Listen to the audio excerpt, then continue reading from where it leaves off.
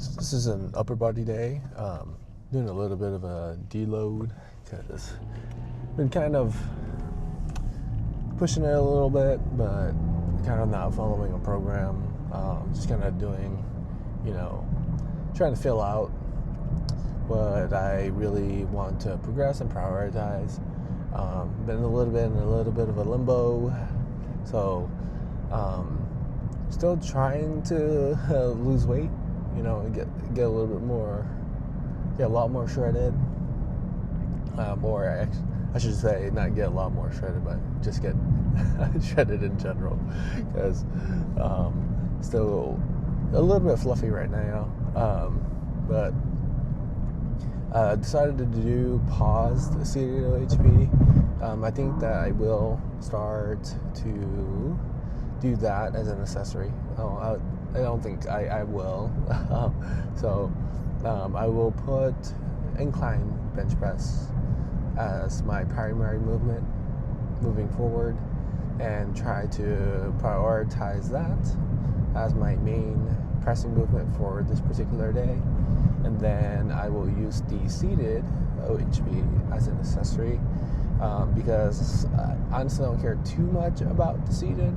I was thinking that, I would try to get to some of my standing OHP goals by doing the seated one first, as a little bit of a progression, but I think that I will just use it for an accessory, and then maybe eventually too I will just swap it out.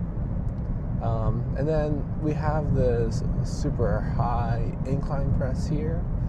I am using a pronated grip initially, and I will stick with this one. This is a very deep stretch, and I was really trying to find a machine or a chest press, some type of chest movement that had a very deep stretch, and this one kind of fit the bill. The only thing I don't like about this one is the loading of the weights. It's kind of annoying, especially when you have those metal plates without, any of the handles. So, and then of course, after the pressing movements, we moved on to a little bit of back. I'm sticking with the lat pull down with the mag grip. I couldn't find the ultra wide mag grip, but this one felt great nonetheless. And of course, the back is still looking pretty great. And I think eventually I will want to swap this movement out. I love pull downs, but I might want to do some type of pull-ups, because pull-up will be a priority as well moving forward.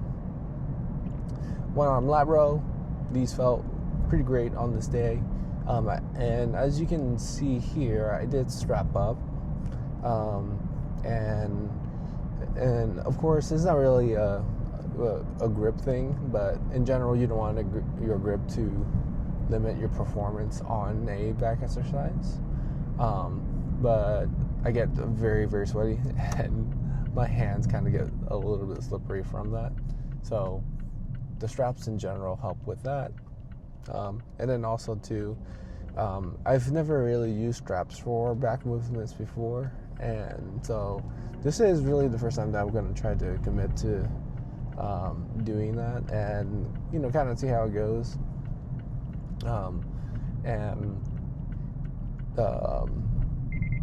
There's a guy I follow on Instagram, and he says, if you want to train your grip, then train your grip, right? You should really not allow your grip to limit what you can do on the back movements, and realistically your back should be a lot stronger than your grip, given that your back is enormously bigger than the muscles in your forearms, especially mine. So we'll be doing that moving forward, and hopefully we can build a monstrous back.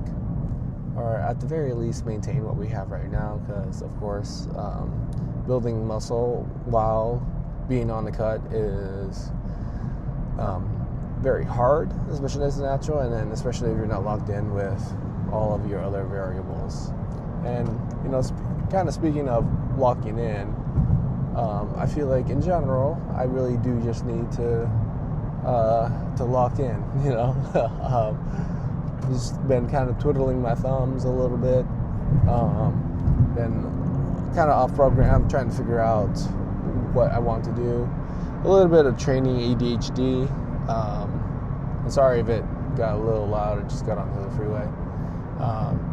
But I need to just stick with the program, write down or put into my spreadsheet everything that I do. Really start tracking my progress. I'm pushing really hard, and of course there's a lot of effort in the workouts, and it's not like I'm dropping the intensity by any means, but I think that just in terms of structure, I need to lock in. The new gym, amazing. A little bit of a distraction though. There's all these new fancy equipment, and I kind of wanted to try almost all of them, but I think I've set a base. I know what I want to do, and really just need to write it out and stick with it, and really track that progress, make sure that I'm progressively overloading, and maybe even track my food, because my weight has really stalled, and I've really maintained for like the last month and a half. And in the grand scheme of things, since the beginning of the year, I've only really lost like 20 to 25 pounds at most. So that is quite a long time, and that is about, that's just quite a long time. So I think that if I really want the body composition that I want, or just to really find out how much muscle I've gained during this perma-bulk for like the last few years, then I really got to commit to the cut.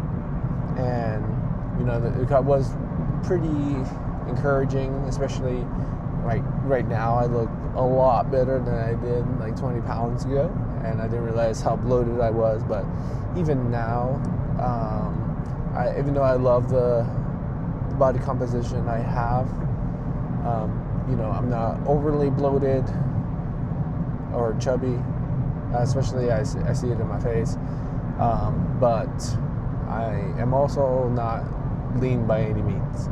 So we're gonna log in, follow along for the journey. I'll kind of bring in a little bit more educational topics moving forward,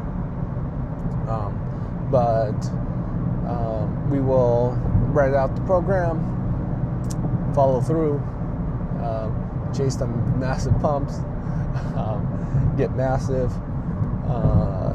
get my six-pack back.